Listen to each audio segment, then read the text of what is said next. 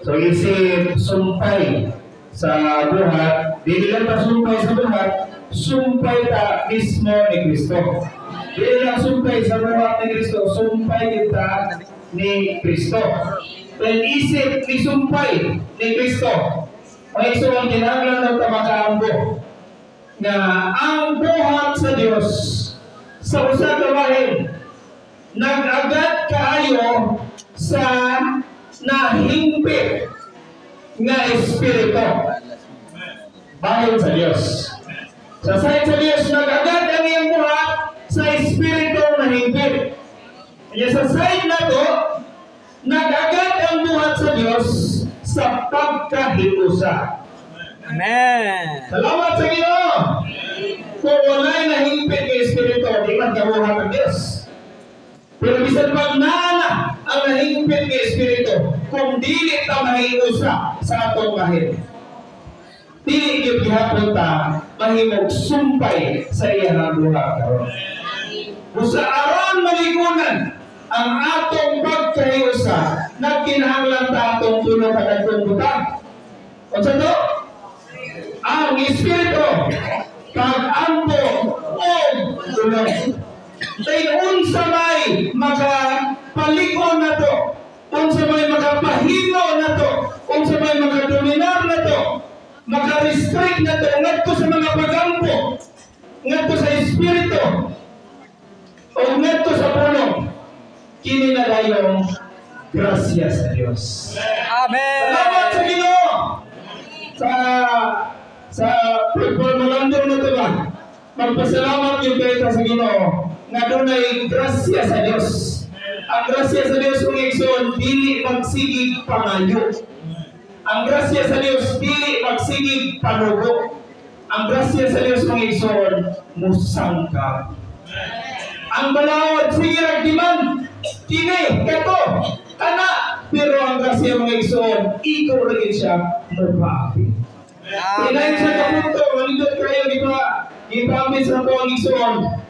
Unsa ka mahimayaon ng kahimtang sa usa ka iglesia lokal nga pag-abot mong yun nila dito, giingon mong yun ang buhat. O naha nila ang dakong grasya. Ikaw nga igsoon, hindot kayo kahimtanga, maunay mo abot sa atong taliwala, makaingon yun na tinghi ang dakong grasya. Nagpasabot eh, nadunay na grasya, adi lang ikaw na pahimusnan, kumiling niawas na napadayat. Kaya bisa nang isaksi sa atong taliwala, ang isaksi sa atong tigod na kaingon mo yun, lana dinhi ang dakong grasya.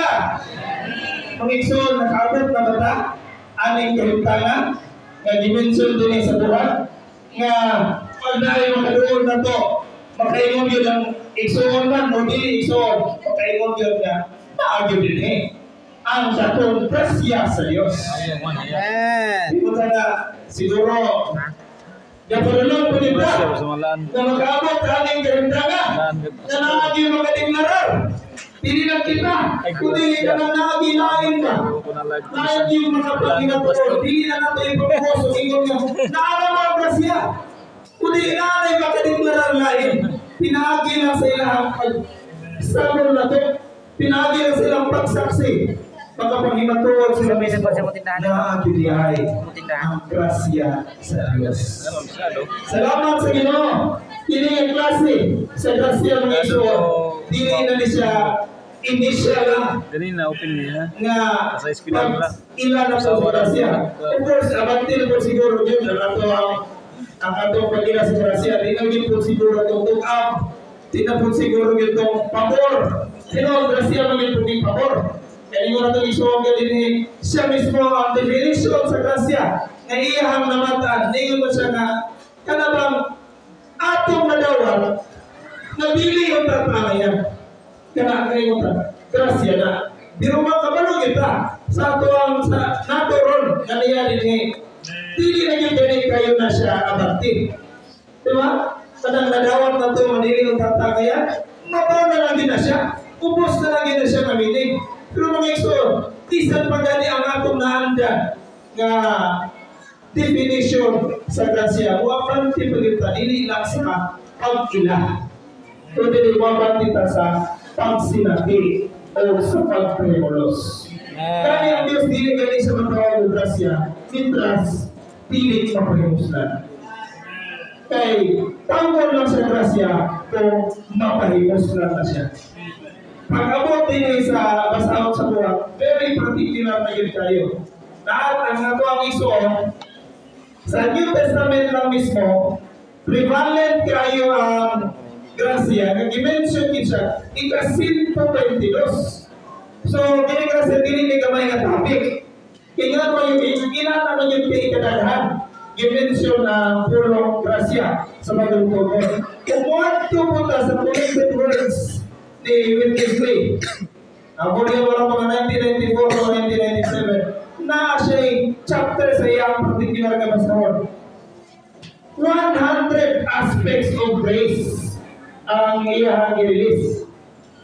Sa gatos yun, bigyan ito sa tuwapan, tumumungan lang 17 ka-aspecto sa grasya. Di nga magkalitong igsoon, di lang yun ultra na ito ni tunan lang yun kayo, di lang yun kayo, yun nga memorize yun kayo, pero nandasig siya. I suggest na atong i-pray usa ka aspecto, usa ka adlaw sa sunod sa 17 ka adlaw kung makita na ito ang kanato sa grasya sa Diyos. Kani sa usa ka oras niya, sa usa ka oras utuma niya ng mensahe, halos usa ka oras ang iyang pagdudol. Dili lang sa 17 lang ka aspecto. Ang uban nga portion sa outline, tungko na lang. Kaya ano, ang iyang burden is dahil sa pagsulod. Nasa pagsulod, hindi lang pagkasayod o pagkataon kung unsa ang grasya. Kundi pagsinati sa talagang matinood ang grasya nga di nato. Pero ang tumong na ito mga igsoon is kanagin mo usapan ito yung iwan ito kagin ba kanang makita yun sa antin niya may nakita kanang makita yun ang grasya nga di nato. Namin sa pagkakit sa itong igsoon, ang isa naman sa hinungdanan nga mausik ang grasya, kini itong mga pinulungan nga dili puno o grasya. Mga idle words nga ato na ba ning panubangon na mga sa panahon.